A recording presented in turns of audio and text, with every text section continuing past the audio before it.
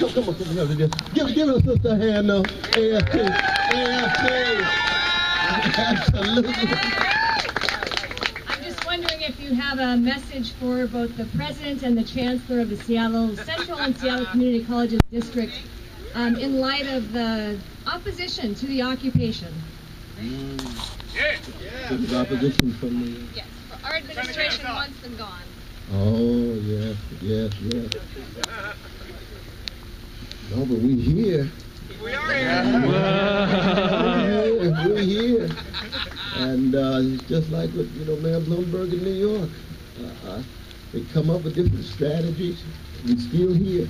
You might not be in the exact same space all the time, but we're still here. We're not going anywhere. That's right. And in the end, as has been said so eloquently by so many of the other brothers and sisters in the Occupy movement, even if you're able to evict a particular group at the moment, you can never evict a vision, you can never evict an idea, you can never evict a commitment that they're going to be manifest one way or the other. Right. Yes. There's a question right in the back there. I have a question for this gentleman. Oh, okay, yeah, just come right on up there.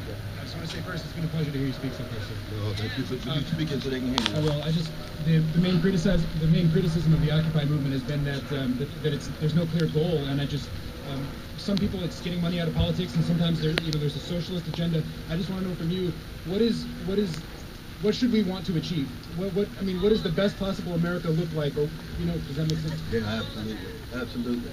See, I think anytime you're talking about a movement, especially a movement in its early stages, the last thing you want to do is zero in on just one or two demands.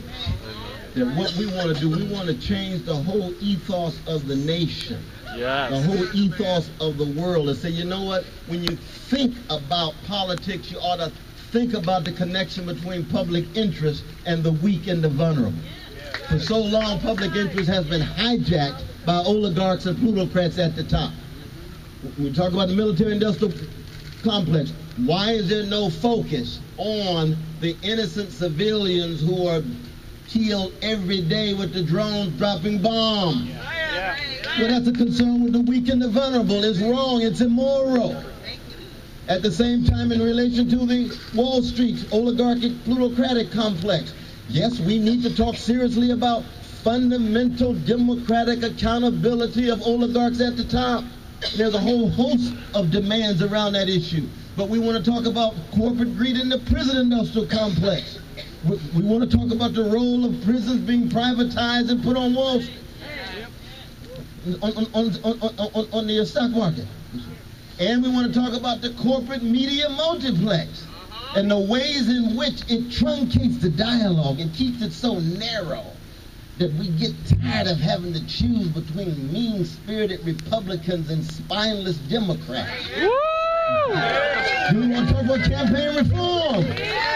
The relation of the Supreme Court and its decisions to corporations as persons, using the 14th Amendment, which was written for what? For 4.2 million ex-black slaves in America who had their personhood affirmed by the 14th Amendment, now appropriated 100-some years later over and over again by corporations saying they're a person, they have the same rights as individuals.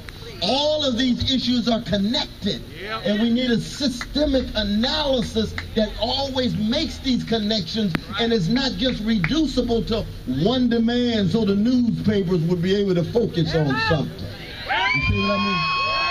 But all of it's coming for the various reasons. Now, indeed, as it continues to grow, various kind of demands may surface at the moment more so than others. But you don't want just that one or two demands. Where's the brother who asked that question? Where's he go?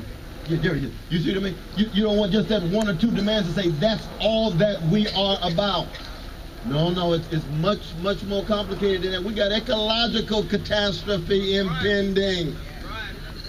They got pipelines trying to be created from Canada all the way down to the Gulf of Mexico, stripping the planet, stripping nature. Can nature speak? Not like us, but nature does speak back when you violate nature. It does speak in its own way, in its own language. So this talk about demand for me is something that the mainstream press, I am deep suspicion. Very deep indeed. We got a question. Yes, come from right. Hi. Yes, how you doing there? Good to see you. So my question is, what are the differences and similarities you see between the Patriot Act and Contero Pro in the 60s in terms of suppressing movements and isolating individuals? Yes. Well, I heard that question. Ooh, you all got some wonderful questions here. There's a relation between COINTELPRO. There's a new movie out on J. Edgar Hoover. I think Brother Leonardo's in it, right? Right. Now, J. Edgar Hoover goes all the way back to 1916 to the Palmer Raids. Remember the Palmer Raids, 1916, when socialist mayors of Oklahoma City, socialist mayors of Milwaukee were pushed out, exported, deported, all the way through the 1960s. Martin Luther King Jr., every day of his life under FBI surveillance since January 1956. Black Panther Party, FBI surveillance, SDS, FBI surveillance. Now, I'm sure we got some FBI brothers and sisters here. Hello. Good to see you. Yeah, that's right. We free. We telling the truth. And I'm a Christian, so I love you, but watch out.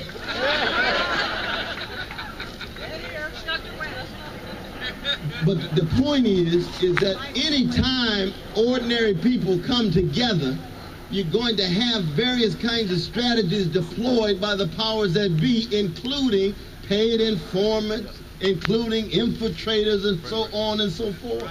It's a given. And anytime you tell the truth about injustice, and especially anytime you talk about bringing white brothers and sisters, black brothers and sisters, brown brothers and sisters, let us never forget our precious red brothers and sisters, and our Asian yellow brothers. Anytime you get people talking about a movement, bringing all those folk about, somebody gonna get killed. But some of us are ready to die. That's all right. I got my cemetery clothes on every day. I'm tough and ready. Now that's not true for everybody. But some folk got to be ready to die. It's just a fact. The powers that be are serious. They'll crush you like a cockroach. Why? Because so much is at stake. But you know what? Many of us are willing to fight like tigers, because justice is at stake. And the children and the elderly and the orphan and the widows are at stake. So COINTELPRO has a long history. The Patriotic Act already in place for violation of rights, invasion of privacy, wiretapping that goes on all the time. And my God, let us not downplay the role of our brown brothers and sisters here, given these deeply racist and autocratic immigration policies.